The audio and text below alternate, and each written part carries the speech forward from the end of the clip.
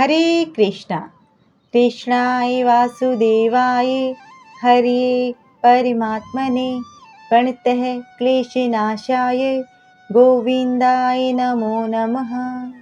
प्रिय भक्तजनों, आज इस वीडियो के माध्यम से हम आपके लिए आश्विन मास के शुक्ल पक्ष की पापाकुशा एकादशी व्रत कथा लेकर आए हैं। युधिष्ठिर ने पूछा, मधुसूदन, अब कृपा करके यह बताइए कि आश्विन के शुक्ल पक्ष में किस नाम की एकादशी होती है।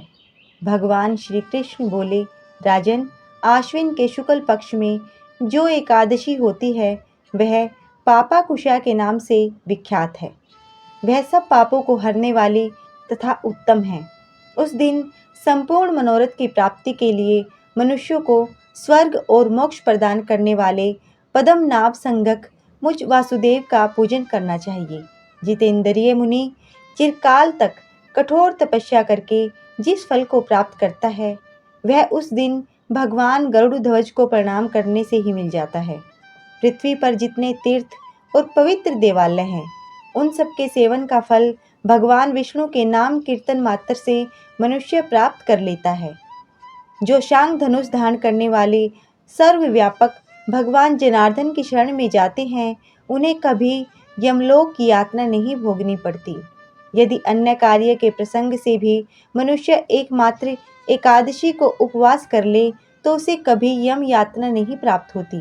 जो पुरुष विष्णु भक्त होकर भगवान शिव की निंदा करता है वह भगवान विष्णु के लोक में स्थान नहीं पाता, उसे निश्चय ही नरक में गिरना पड़ता है।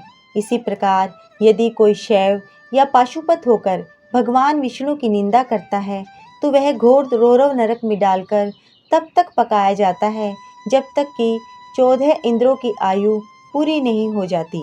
यह एकादशी स्वर्ग और मोक्ष प्रदान करने वाली, शरीर को निरोग बनाने वाली तथा सुंदर स्त्री, धन एवं मित्र देने वाली है।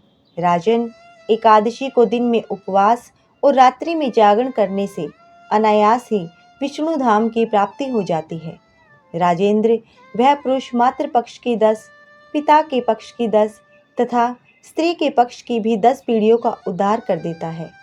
एकादशी व्रत करने वाले मनुष्य दिव्य रूपधारी, चतुर्भुज, गरुड़ की ध्वजा से युक्त, हार से सुशोभित और पीतांबरधारी होकर भगवान विष्णु के धाम को जाते हैं। आश्विन के शुक्ल पक्ष में पापाकुशा का व्रत करने मात्र से ही मानव सब पापों से मुक्त हो श्री हरि के लोक में जाता है। जो पुरुष स्वर्ण, तिल, भूमि, गो, अन्न, जल, जूते और छाते का दान करता है वह कभी यमराज को नहीं देखता। नृपश्रेष्ठ, दरिद्र पुरुष को भी चाहिए कि वह यथाशक्ति दान, स्नान आदि क्रिया करके अपने प्रत्येक दिन को सफल बनावे। जो होम, स्नान, जप, ध्यान और यज्ञ आदि पुण्य कर्म करने वाले हैं उन्हें भयंकर यम यातना नहीं देखनी पड़ती। लोक में जो मानव दीर्घायु, धनाढ्य, कुलीन और निरोग देखे जाते हैं वे पहले के पुण्यात्मा हैं। पुण्यकर्ता पुरुष ऐसे ही देखे जाते हैं। इस विषय में अधिक कहने से क्या लाभ। मनुष्य पाप से दुर्गति में पड़ते हैं और धर्म से स्वर्ग में जाते हैं। राजन, तुमने मुझसे जो कुछ पूछा था उसके अनुसार पापाकुशा का महात्म्य मैंने वर्णन किया। अब कथा सुनो। बहुत पहले की बात है। विंध्य पर्वत पर क्रोधन नाम का एक बहेलिया रहता था। वह बहुत क्रूर था और उसका पूरा जीवन हिंसा, लूटपाट और गलत संगति में बीता था।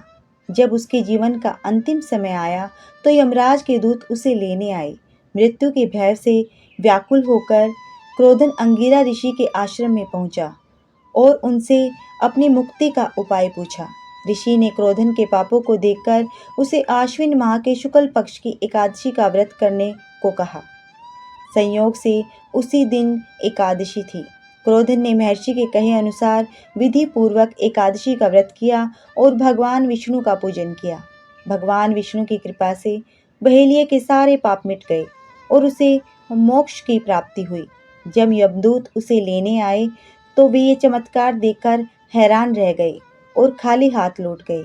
जो इस एकादशी का व्रत करता है वह सभी पापों से मुक्त हो जाता है। बोलो एकादशी माता की जय। श्री हरि विष्णु की जय। आप सभी श्रोताओं से नम्र निवेदन है, यदि आपको कथा अच्छी लगी हो, सुनने में आनंद आया हो, तो वीडियो को लाइक करें, शेयर करें, चैनल को सब्सक्राइब करें। धन्यवाद।